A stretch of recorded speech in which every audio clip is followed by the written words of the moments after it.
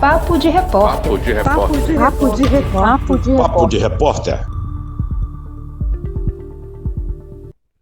Buenos dias, está no ar mais uma edição do Papo de Repórter, o programa que vai no ar todas as manhãs de sexta-feira nos canais do Século Diário, trazendo um pouco da semana aqui no Espírito Santo e no Brasil. Lembrando você curtir, comentar, compartilhar, difundir, apoiar a nossa imprensa independente alternativa.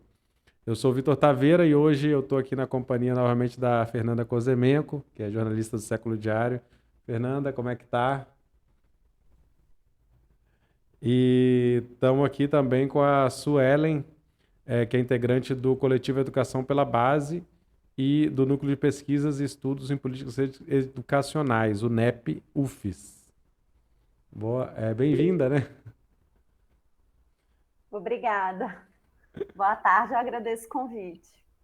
O assunto da semana hoje é a Paralisação Nacional da Educação, que teve ato no Brasil inteiro e também aqui no Espírito Santo, por isso a Suelen está convidada também para comentar um pouco com a gente, né?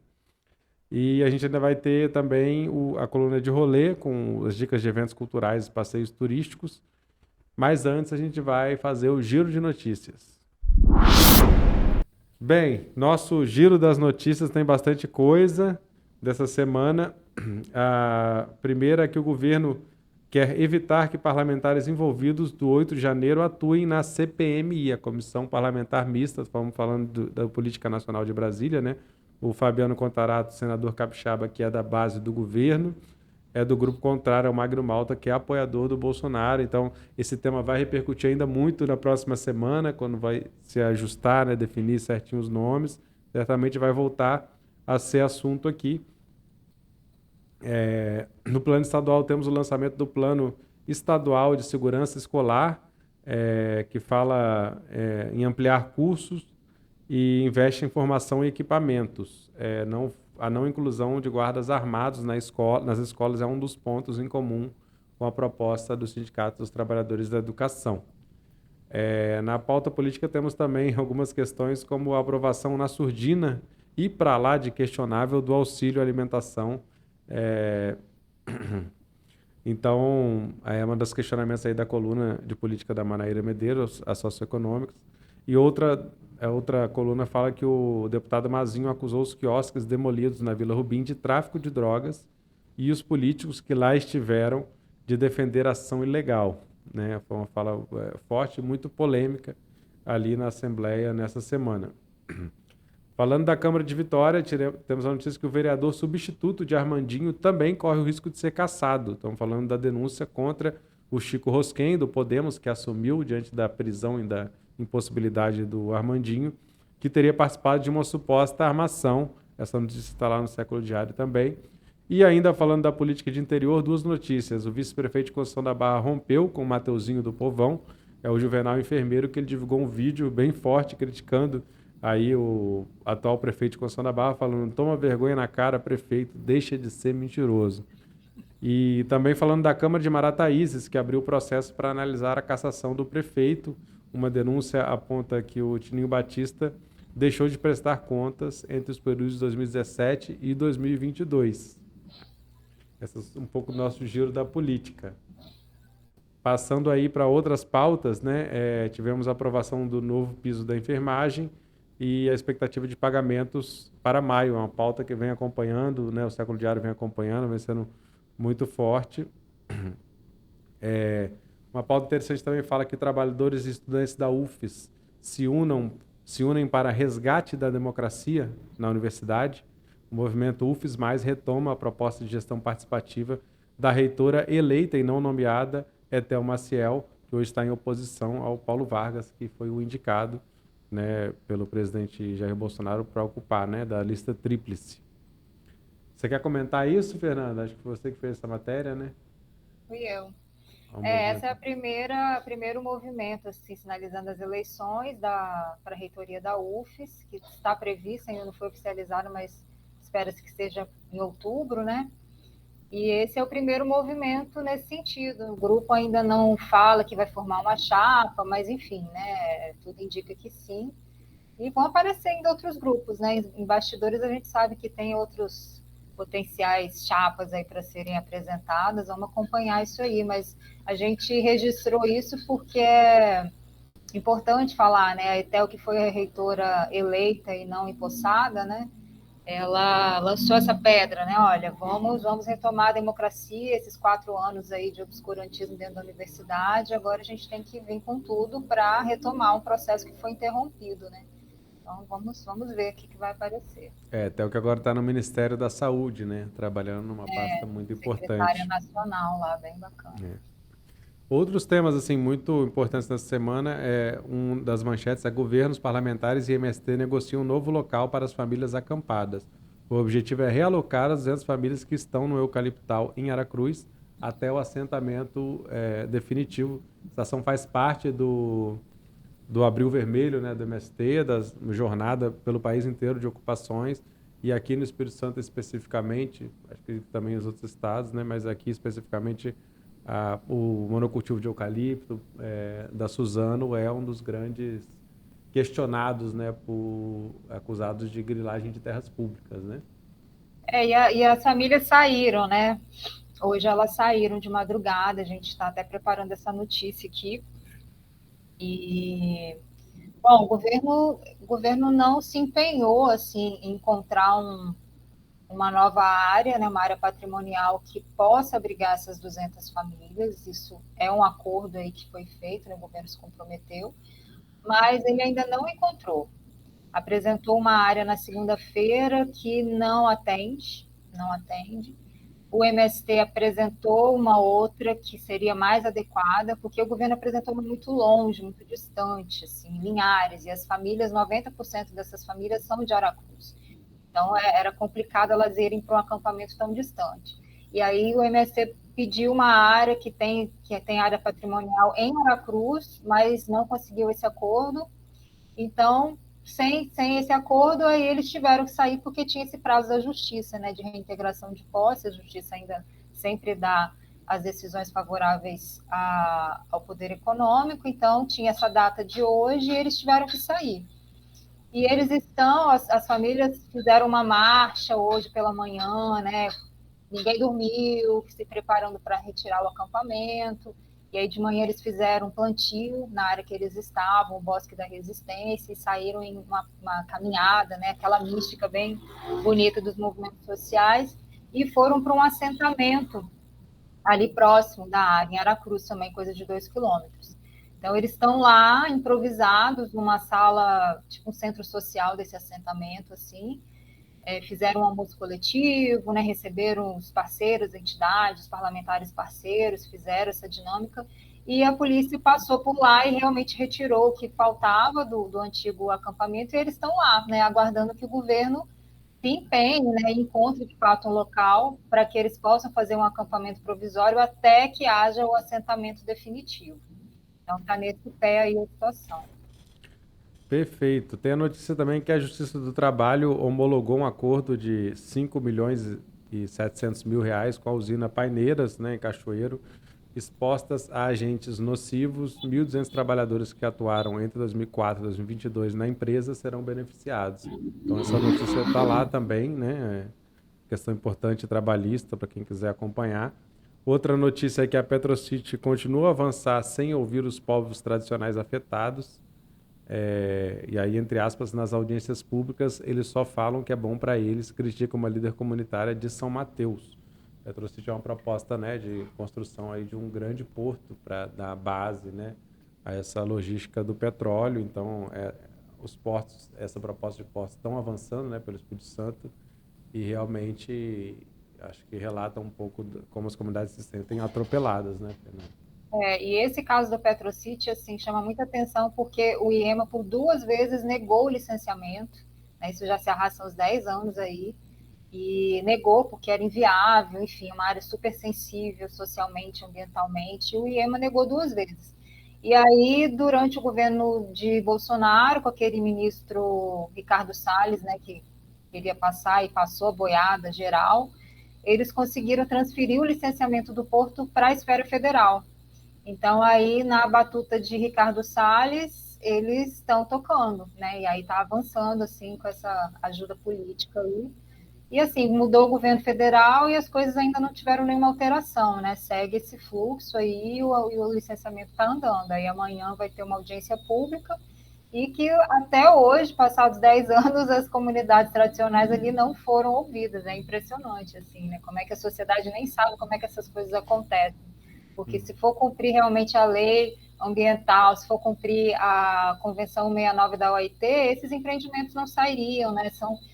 Não que eles não sairiam, mas eles poderiam sair, mas de outra forma. É o que a comunidade coloca. Não é que a gente seja contra o empreendimento, a gente é contra como a forma como ele está chegando, atropelando tudo, fazendo negócios políticos, né, escuros, assim. Então, tem que civilizar, tem que tornar essa coisa muito mais regularizada, muito mais legal, muito mais transparente, né? Esses processos desses empreendimentos. Tem muita coisa aí para avançar nessas questões. Uma última notícia para a gente trazer aqui, ela é bem dura, né? Bem cruel, novamente relacionada com a Suzano, né? Suzano derruba casa de casal de idosos de 84 e 76 anos de idade em Conceição da Barra. Os familiares contaram que 40 PMs envolvidos na operação, né? Estiveram atuando e que chocou a população da cidade pela truculência. Então, também séculodiário.com.br, né?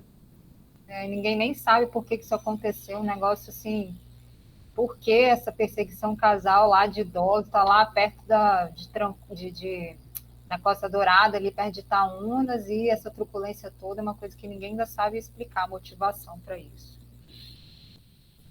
Bom, esse foi o giro de notícias.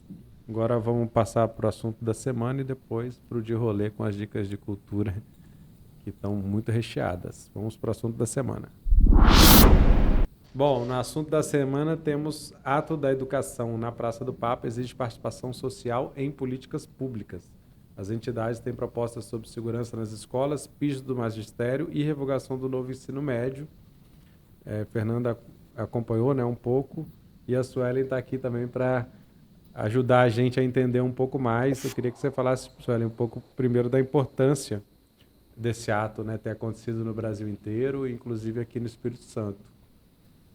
É um momento muito delicado, né, da nossa educação, e eu acho que esse tema está em muita evidência.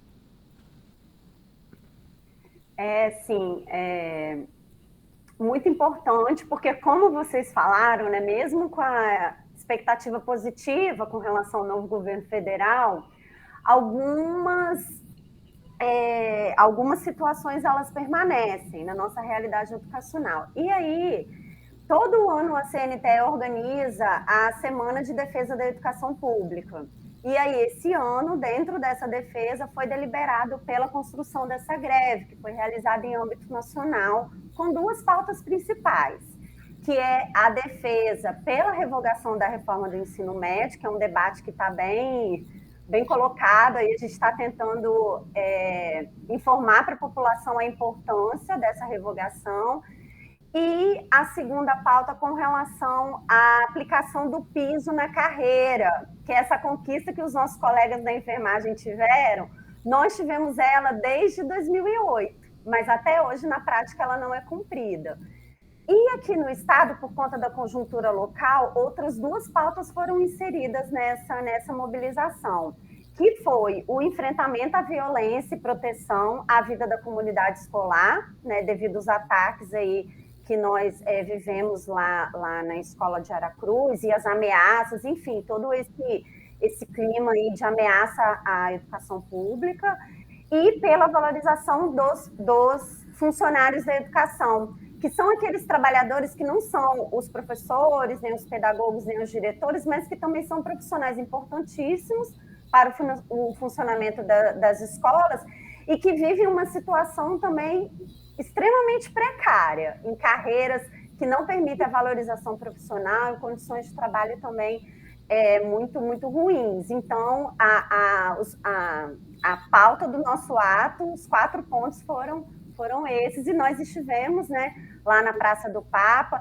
De acordo com os dados do sindicato, foram 5.000 trabalhadores, trabalhadoras da educação, também tiveram representações dos povos indígenas, quilombolas, No nosso estado, cerca de 30 municípios aprovaram essa paralisação, né?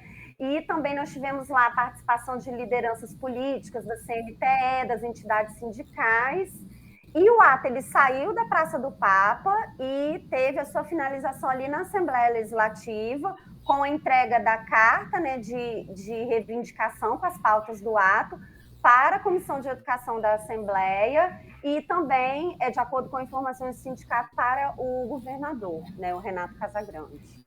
Em síntese, acho que é isso. Assim. O governador recebeu, né, lideranças aí, sindicais. E, Fernando, você quer fazer alguma colocação, pergunta? Eu queria saber assim, se tem algum encaminhamento, né, prático depois desse ato assim, tão forte, né, tão potente, assim, se há algum desdobramento já previsto em relação a isso, algum encaminhamento, vocês estão visualizando assim, dentro do governo, um resultado mais prático assim, disso. Antes, só fazer uma colocação que, tipo assim, também é interessante porque esse ato acontece em meio a uma onda de uma certa organização ali dentro das escolas, de uma resposta conservadora a essas questões, principalmente de segurança, né? Então, está acontecendo quase que em paralelo, na mesma semana, outros atos, outros chamados para um maior policiamento, enfim, para uma outra saída, né? Que a extrema-direita, né, e a direita em geral vem buscando tensionar dentro das escolas. Né? Então, isso também é um elemento muito importante dessa manifestação, de alguma maneira, está contrapondo nessa posição.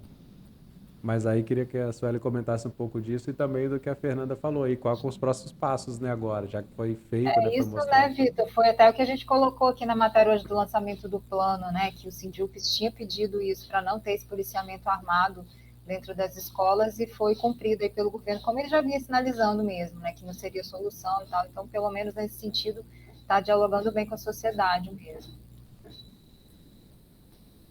É para fortalecer também essa reivindicação de não presença de profissionais armados dentro das escolas, né? Porque, por exemplo, nós temos escolas no nosso núcleo, nós pesquisamos escolas que foram militarizadas, né? Que também é um debate que está bem colocado aí.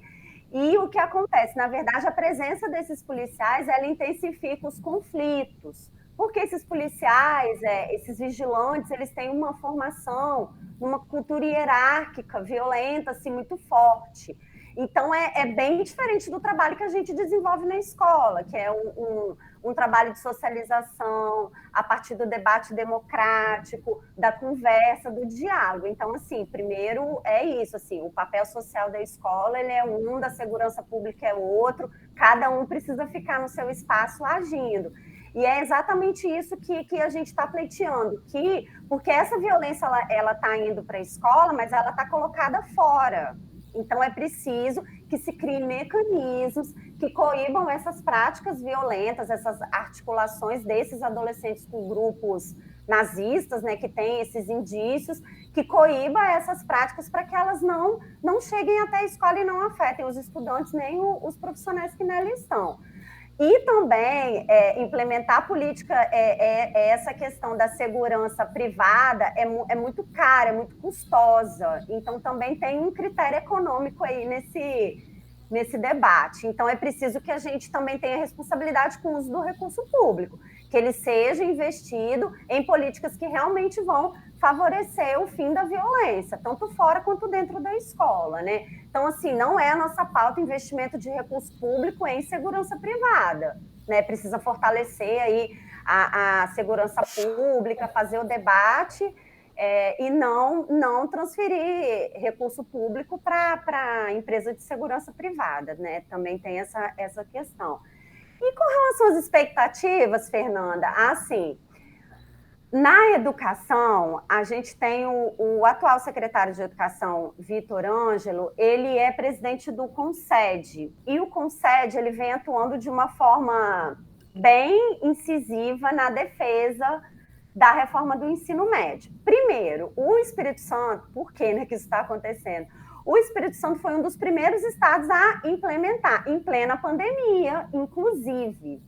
E os dados da nossa pesquisa, o que indicam? Que essa reforma foi implementada aqui sem debate com os professores falam que sequer têm conhecimento, tanto da reforma quanto do conteúdo da BNCC, porque a reforma ela veio no bojo da aprovação da Base Nacional Comum Curricular, que também foi feita de forma atropelada, num governo questionável politicamente, porque foi o governo do Michel Temer, que assumiu após o impeachment da presidenta Dilma, que foi posteriormente caracterizado mesmo enquanto um golpe, porque ela não cometeu crime, enfim, foi nesse contexto. Então, os professores, professoras, pedagogos e diretores receberam a reforma como cúmplice, eles sequer tinham conhecimento. Então, toda essa defesa do Vitor Ângelo vem também por conta disso. E para a gente aqui no Estado, é uma situação assim bem que impõe para a gente uma responsabilidade também. Por isso que foi muito importante nós ocuparmos as ruas ontem, né? E apontar para o secretário, olha, do jeito que está, não dá, essa reforma, ela reduz o acesso dos estudantes aos conhecimentos historicamente acumulados, ela não vai contribuir para a melhoria da educação pública. Nós temos esses itinerários formativos que são ofertados de uma forma extremamente precária, e isso vai prejudicar os estudantes, né? E assim, o nosso grupo de pesquisa também aponta que o governo estadual ele precisa se preocupar também com os jovens que estão fora da escola, né? Que no estado nós temos aí cerca de 100 mil jovens que estão fora da escola, do ensino médio. Então, assim, esse que é o real problema da escola pública, né? Ele precisa incluir esse jovem e ofertar uma educação pública de qualidade e não precarizar ainda mais essa educação. Então, assim, como perspectiva, a gente, assim, vai para a luta, estamos aqui na pressão. É importante relembrar também que o governador Renato Casagrande assinou a Carta Compromisso da Campanha Nacional pelo Direito à Educação, que é uma entidade também que nacionalmente vem se posicionando contrária ao novo ensino médio. Então, assim, o governador também precisa honrar também os compromissos que estabeleceu junto com os movimentos sociais da educação. Então, assim, a expectativa é sempre que nós sejamos ouvidos em nossas reivindicações. Estamos aguardando aí esse posicionamento, né? Mediante essa pressão política aí que a gente vem fazendo. E essa reforma do ensino médio, além de todo o prejuízo que ela traz, assim, de empobrecer o currículo, né, a forma atropelada como foi feita, tem uma questão também que dialoga de alguma forma com essa multiplicação de células nazistas, porque ela exatamente retirou disciplinas humanizadoras, assim, né, do ensino, né, como filosofia, sociologia. Então você massifica muita formação desse estudante, né, tira o pouco espaço que tinha para você discutir essas questões. E tem também essa coisa do semi-integral, né? E retirou muitos cursos noturnos, retirou muitos EJAs, então exclui ainda mais o jovem pobre, o jovem trabalhador, né? Que não pode estudar de dia, ou que pode estudar de dia, mas não no período integral ou semi-integral, né? Então são realmente muitos problemas, assim, múltiplos, né? Que precisam ser sanados. Inclusive, assim, o governo Lula suspendeu, né, de alguma maneira a reforma do ensino, mas não revogou, né? Então, assim, há uma vitória parcial desse processo de luta, até pelas bandeiras históricas do PT, como a senhora já disse, é um projeto lá do governo Temer, enfim. Mas a coisa ainda está, quer dizer, parece que o governo está ganhando tempo, né? E medindo forças aí, e sentindo as pressões dos dois lados, que a pressão também das grandes fundações educacionais, de grupos privados, é muito grande, né? Essas questões dos grupos privados, elas atravessam os governos, assim, né? Eles vêm com uma atuação bem forte no MEC, desde o primeiro mandato do governo Lula, né? São enfrentamentos que nós sempre fizemos. E esses grupos, eles fazem um lobby muito grande na mídia, eles têm o poder econômico, porque, na verdade, eles pretendem justamente dentro desses itinerários vender os seus pacotes educacionais. Né? Porque, muitas vezes, como os professores estão tendo as suas cargas horárias, por exemplo, um professor de história tem sua carga horária de história reduzida e ele é colocado para dar uma aula de um outro itinerário informativo, do qual ele não tem formação, ele não tem tempo ali também para poder se aprofundar, porque também os profissionais vivem uma intensificação do trabalho muito grande, precisam trabalhar em 2, 3 redes, porque o salário, o piso não é cumprido, né? Nós temos municípios aqui que a defasagem salarial passa dos 90% na Grande Vitória. Então, assim, aí é implementada uma reforma, né, no caso do ensino médio, nessas condições que acabam, na verdade, elas vão piorar, e os grupos privados acabam atuando justamente para que elas sejam implementadas para os favorecer, em detrimento do direito educacional de grande parte da população. Infelizmente, né, o Vitor Ângelo ele é bastante alinhado a esses grupos e pauta efetivamente essa reforma de uma forma bem incisiva, assim. O que a gente está percebendo, a última entrevista dele, é que a questão da carga horária, eles já começaram a pontuar que pode ser revisto o aumento da carga horária, né, de forma dessas disciplinas. Então, assim, eles demonstram também estarem um pouco incorporando o nosso discurso, mas a questão é que a reforma, ela é problemática na essência. É isso que os pesquisadores do campo que estudam a reforma vem pontuando para a gente. Ela tem vários problemas com relação à oferta das disciplinas obrigatórias, que essencialmente elas são necessárias para que esse estudante também passe por um processo de formação qualitativo, passe no Enem e acesse o ensino superior, né? Então, assim, esses grupos privados, eles atuam justamente para impedir que esse jovem tenha acesso a esses conhecimentos e que acessem as políticas educacionais, no ensino, acesse o ensino superior. Então, eles vão pressionando os governos de forma a que esses governos implementem essas reformas que os favorecem por meio desses pacotes, desses projetos de formação que não contribuem para a formação dos estudantes de forma crítica e vão na contramão dos princípios da escola pública, né? Porque é importante a gente dizer que a escola pública ela é uma conquista da classe trabalhadora. Hoje nós temos escola pública porque os trabalhadores e trabalhadoras organizados, historicamente, lutaram pela educação pública e de qualidade. A gente teve um período aí que a gente avançou nas matrículas, agora a gente precisa avançar na qualidade, não retirar esses jovens ou ofertar uma formação precária.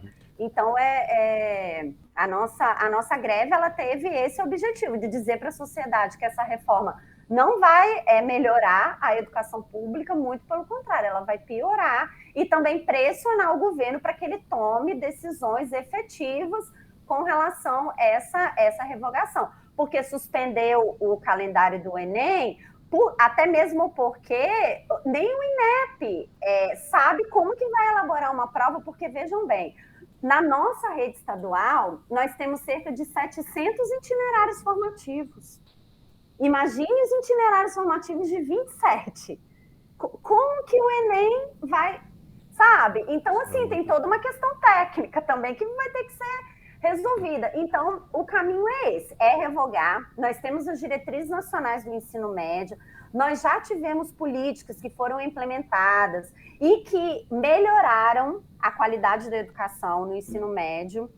Por exemplo, eu vou citar aqui que o nosso grupo de pesquisa fez pesquisa sobre esse programa, o Ensino Médio Inovador.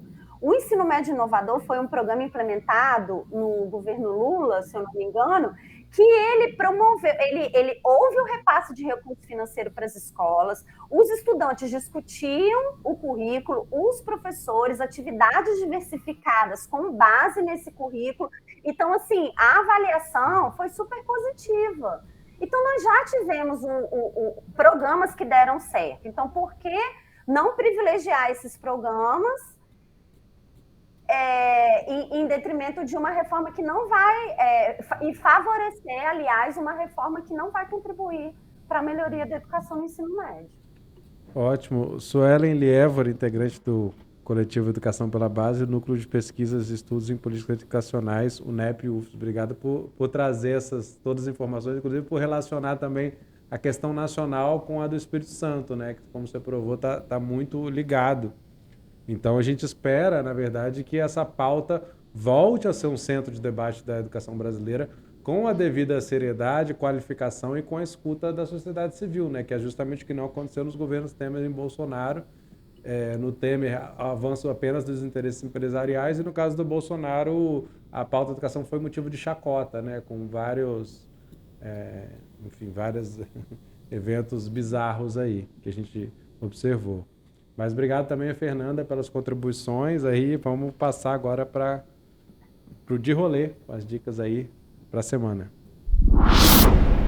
Bom, semana de feriadão novamente, né? E o feriado é por causa da luta, né? Então, nossa agenda vai começar por aí. Vamos lembrar que segunda-feira, dia 1º de maio, acontecem as ações do Dia dos Trabalhadores e das Trabalhadoras. E na Grande Vitória são 3 atos, na verdade, que acontecem. Muitos deles têm, inclusive, atrações culturais. Então, você pode aproveitar também o seu rolê cultural dentro de uma atividade política, né? Os sindicatos centrais sindicais chamam para o 1º de maio unificado, que acontece de 8 da manhã às 13 horas, na Praça José Luiz Gobi, no Portal do Príncipe, ali em frente à rodoviária, e vai ter ações culturais, como poesia, o Coral Serenata de Favela, que é muito bonito, vai estar lá também. Outra atividade é no Parque Moscoso, a partir das 9 horas até as 19 da noite, que é a programação organizada pela Federação Anarquista Capixaba, a FACA, que inclui oficinas, rodas de conversas, feiras, atrações culturais como teatro, música, poesia e cinema.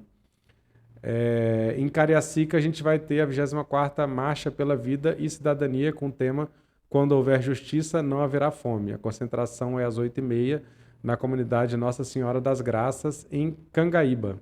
A marcha é convocada pela igreja, pastorais, sociais, movimentos comunitários e outras organizações sociais.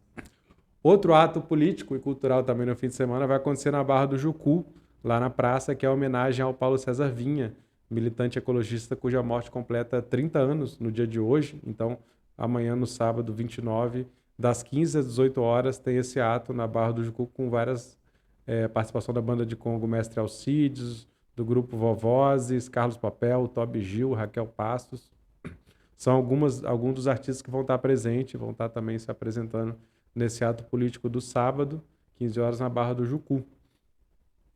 Também no sábado 29 tem a feijoada lá na Escadaria da Piedade, feijoada em homenagem ao Ogum em São Jorge, pela tarde, a partir das 15 horas ali pela escadaria. Quem quiser chegar, uma celebração especial. E vamos lembrar também que o espetáculo de Dançar Bebé, que a gente já falou aqui, que comemora 30 anos da companhia Negraô, da companhia de dança, vai acontecer nos dias 27 e 28 de abril na Má Companhia e nos 29 e 30 no Sônia Cabral, né? Ali quem quiser acompanhar, entra aí no Instagram do Negraô, tem a programação lá. É um espetáculo que está fazendo muito sucesso. E no domingo, dia 30, tem o grupo de Congo Madalenas do Jucu, formado apenas por mulheres, que vai fazer um ensaio aberto, uma apresentação, às 15h30 de domingo no Babado Bar, que é um espaço cultural muito legal ali em Goiabeiras, bem perto da entrada das Paneleiras de Goiabeiras, do Galpão das Paneleiras. Quem quiser saber mais também, encontrar lá o endereço, @babadobar no Instagram. Tem mais, hein? Tem um ano da Roda de Chorinho da Praça dos Namorados, vai ser sábado a partir das 11 horas, gratuito, embaixo de uma lindíssima e antiquíssima árvore, né? Uma frondosa árvore, ali perto do Yacht Club, né? Na Praça dos Namorados, em Vitória. Quem quiser acompanhar. Para a semana que vem, tem o evento Muqueca de Palhaço, com oficinas, cinema, roda de conversa, espetáculos todos relacionados aí com o mundo da palhaçaria, ali principalmente pelo centro de Vitória. A programação vai de segunda a domingo, de 1º a 7 de maio, e a programação está no Instagram, @lacarta.circo, do Lacarta Circo Teatro, que é o grupo organizador. Aí, saindo um pouco da Grande Vitória, na terça-feira, dia 2 às 19h30, tem a comemoração de um ano da escola do Instituto Cultural Tambor de Raiz, que fica lá no bairro Bugia, em Conceição da Barra. Quem quiser acompanhar, vai ter a apresentação dos diversos grupos que fazem oficinas, né, em diversas linguagens artísticas. E assim, fechando já, lembrar que tem o projeto Mula Jazz, toda quinta-feira, a partir das 19 horas, na cervejaria Mula Rouge, no centro de Vitória, próximo da rua Gama Rosa. Então, toda quinta-feira está tendo esse agito lá com Saulo Santos, Jean Pierre e Maurício Figueiredo. E aí, para fechar o fim de semana, a gente gosta de linkar também as notícias e os atos políticos com a opção, né, cultural e de viagem. A nossa dica é a Barra do Jucu, que é onde vai acontecer, né? Então, quem quiser, de repente, ir mais cedo de manhã, curtir um pouco da Barra e à tarde ir para o ato, né? É uma opção que pode ser interessante, ou ir em qualquer outro dia, né, do fim de semana, do feriado, ou do que vier. A gente sabe que a Barra é um lugar muito especial, né? Com a Praia da Concha, que é um cantinho muito gostoso, enfim. Tem a arte já está nas ruas, né, da Barra, com nos próprios muros das casas, e lembrar de alguns espaços, né, que tem o Centro Cultural o Tambor de Congo, que fica lá na Barra, que você pode visitar, o Museu Vivo da Barra do Jucu, e tem também o ateliê do Kleber Galveias, que você pode visitar. São lugares muito legais, muito bonitos, com informações. Então, assim, é legal, quando a gente for num lugar, além das questões naturais, né, de toda a beleza natural, a gente mergulhar um pouco e conhecer um pouco mais da cultura, e a Barra realmente é um berço muito rico. Vocês devem conhecer por lá, né? Não sei se também quiserem dar alguma dica a mais, fiquem à vontade. Algum cantinho, algum lugar, Tem o castelo, né? Acho que tem ainda aquele castelo, né? Tem, aquele castelo tá lá. Você vê de fora, né? Eu acho que não Quando sei se dá eu pra frequentava entrar. Barra, eu lembro do Barra acústico, mas isso tem muitos anos. Acho que o bar já não existe, mas ali tem outro empreendimento funcionando, né? Mas é uma... Eu ia também, tem uma festa de Congo lá que é bem animada também, frequentava Sim. também. São 4 grupos de Congo, inclusive, atualmente, né? 4 bandas, né? E mais o grupo Madalenas. Então, eu não vou falar do que eu fazia na Barra do Jucu quando eu era estudante da UFES, não. Deixa eu ir pra lá. Melhor não, né, Fernanda? Sabadão estarei lá também, espero encontrar a galera toda aí, né, nesse ato tão importante, tão bonito, em homenagem a essa figura histórica que é o Paulo César Vinha, né, que pagou com a vida pelo compromisso, né, com a pauta, né, ambiental, e também com a luta dos trabalhadores. Então 30 é isso. anos, cara, caramba. Suelen, Fernando, obrigado pelo papo. A gente volta, né, na sexta que vem pela manhã, sempre o programa está no ar. E lembrar para a galera acompanhar também o seculodiario.com.br. Todo dia tem notícias no site. Siga também no YouTube, nas plataformas de áudio, como você preferir. Estamos aí sempre trazendo boas novidades e bons debates, né, para a gente pensar a nossa realidade do Espírito Santo. Valeu, até logo. Papo de Repórter. Papo de Repórter. Papo de Repórter. Papo de Repórter.